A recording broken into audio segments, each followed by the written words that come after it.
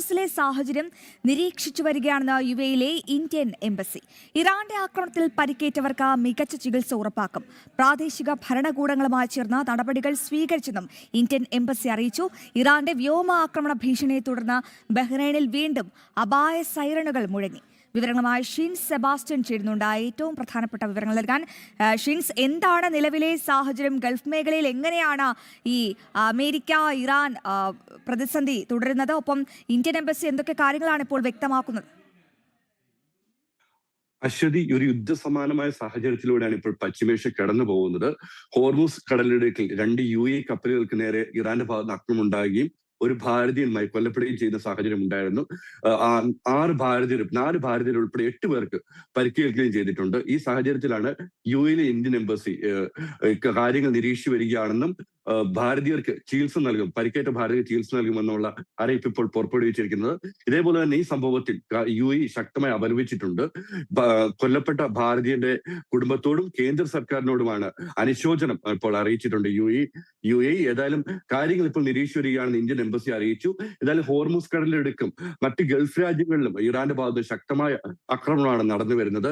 ഈ സാഹചര്യത്തിലാണ് ബഹ്റൈനിൽ വ്യോമാക്രമണത്തെ തുടർന്ന് അടിയന്തര സൈറൻ മുഴങ്ങിയത്.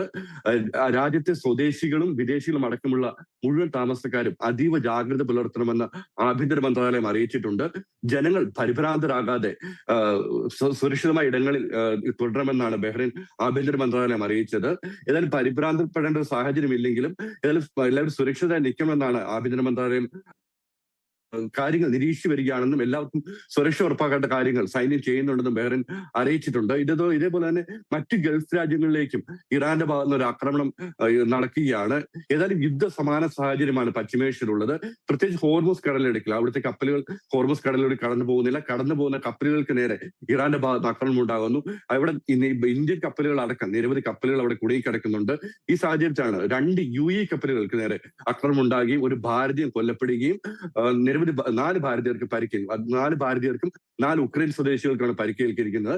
ഇവർക്കുള്ള ചികിത്സയും മറ്റു കാര്യങ്ങളും ഇന്ത്യൻ എംബസിയും ഇന്ത്യൻ വിദേശകാര്യ മന്ത്രാലയം നടന്നു ചെയ്യുന്നുണ്ട്. എന്നിരുന്നാലും ഒരു ഒരു ആശങ്കാജനകമായ ഒരു സാഹചര്യമാണ് ഇപ്പോൾ നിലവിൽ GCC-യിലുള്ളത്. അശ്വതി, തീർച്ചയായും ഷിൻസ്, ഒപ്പം അറിയേണ്ട മറ്റൊരു കാര്യം എന്തെന്ന് പറഞ്ഞാൽ നമുക്കറിയാം, ഈ ഇറാന്റെ ആക്രമണത്തിൽ നിരവധി പേർക്കാണ് പരിക്കേറ്റത്. അവരുടെയൊക്കെ ആരോഗ്യനില എങ്ങനെ തുടരുകയാണ്? ആർക്കാണ് പരിക്കേറ്റതെന്ന് അവരുടെ ആരോഗ്യനില എന്തെന്നുള്ള കാര്യം ഇപ്പോൾ ഇന്ത്യൻ എംബസി പുറത്തുവിട്ടിട്ടില്ല. ഇതിൽ അവർക്ക് ആവശ്യമായ എല്ലാ സഹായവും ചികിത്സയും ലഭ്യമാക്കുമെന്നാണ് എംബസി അറിയിച്ചിരിക്കുന്നത്. എവിടെ നിന്നുള്ളവരാണ് അല്ലെ മരിച്ചത് ആരാണെന്നുള്ള വിവരം ഇതുവരെ എംബസി പുറത്തുവിട്ടിട്ടില്ല. അവരുടെ സ്ഥിതിയും എങ്ങനെയാണ്, ഗുരുതരമാണെന്നാണ് പറയുന്നത്. 4 പേരുടെ സ്ഥിതി, അതിൽ ഭാരതീയർക്കാണോ മറ്റു ഉക്രൈൻ സ്വദേശികൾക്കാണോ അവരുടെ ആരോഗ്യസ്ഥിതിയാണ് ഗുരുതരമെന്ന് അറിയിച്ചിട്ടില്ല.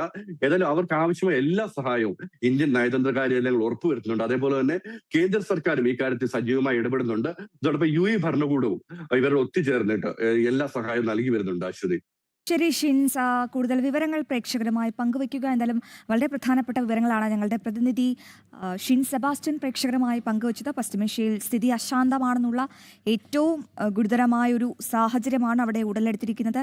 എന്തായാലും സാഹചര്യമൊക്കെ നിരീക്ഷിച്ചു വരികയാണെന്നാണ് UAE ഇന്ത്യൻ എംബസി ഇപ്പോൾ വ്യക്തമാക്കുന്നത്.